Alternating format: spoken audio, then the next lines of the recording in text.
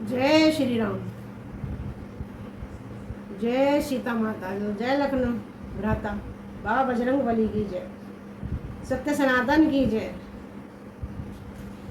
चौपाई 337। प्रेम विवश नर नारी सब सखी सहित रनिवासु, मानो कीन विधेयपुर करुणा विरह निवासु। देखिए सीता जी की विदाई हो रही है तो सभी सखियां और रानियां दास में और स्त्री पुरुष और सखियों सहित रनिवास प्रेम के विशेष हो रहा है। ऐसा लगता है मानो जनकपुर में करुणा और विरह ने डेरा डाल दिया हो। सुख सारी का जान की जाए, पलक पिजरही राखी पढ़ाए, व्याकुल कहीं कहाँ वैदेही, सुनी धीरजू पर ही न कहीं।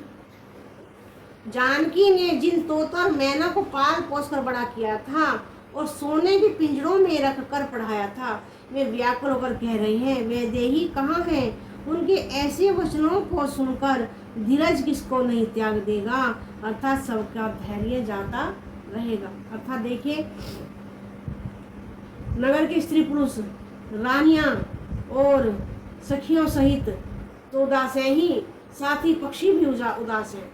भय विकल खग मृग यही भांति, मनुष्य दशा कहीं कहीं जाती, बंधु समेत जलकू तब आए, प्रेम उमगी लोचन जल छाए। जब पक्षी और पशु तक इस तरह विकल हो गए तब मनुष्यों की दशा कैसे कही जा सकती है।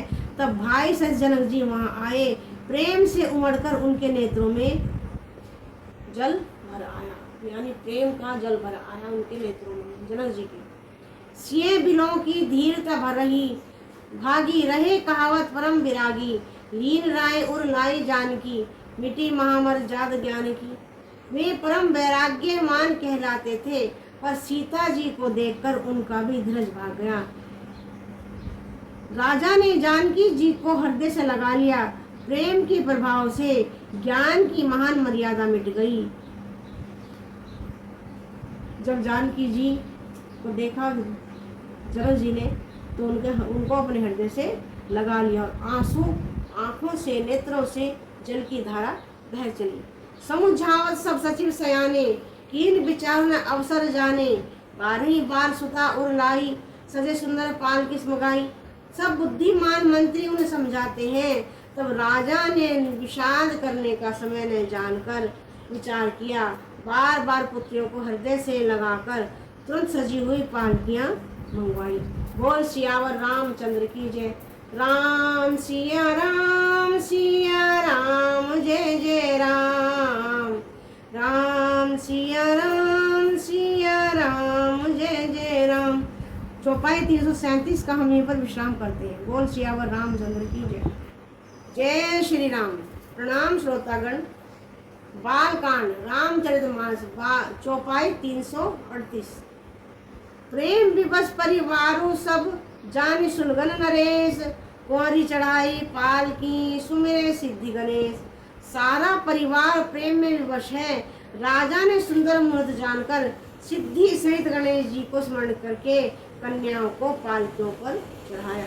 बहुविधि भूप सुधा समुझाई, नारी धर्म कुल रीति सिखाई।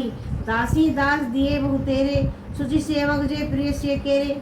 राजा ने पुत्रियों को बहुत प्रकार से समझाया और उन्हें स्त्रियों का धर्म और कुल की रीति सिखाई।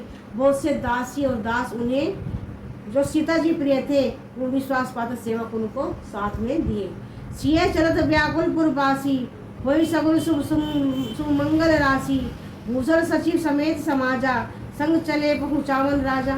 सीता जी के चलते समय जनकपुर वासी व्याकुल हो गए। अर्थात जिस समय सीता जी विदाई हो रही थी तब सभी जो नगर के लोग थे सभी व्याकुल हो उठे।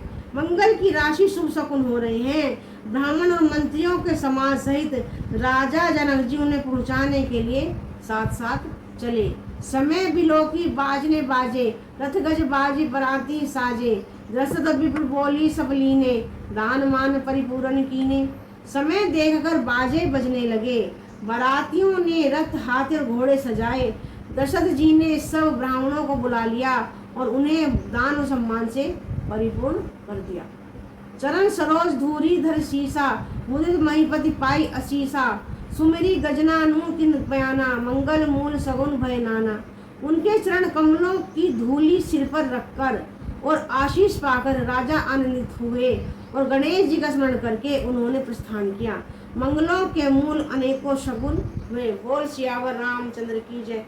रामा राम कहो श्री राम कहो, रामा राम कहो श्री राम कहो, गोपाल कहो श्री राम कहो। जय श्री राम।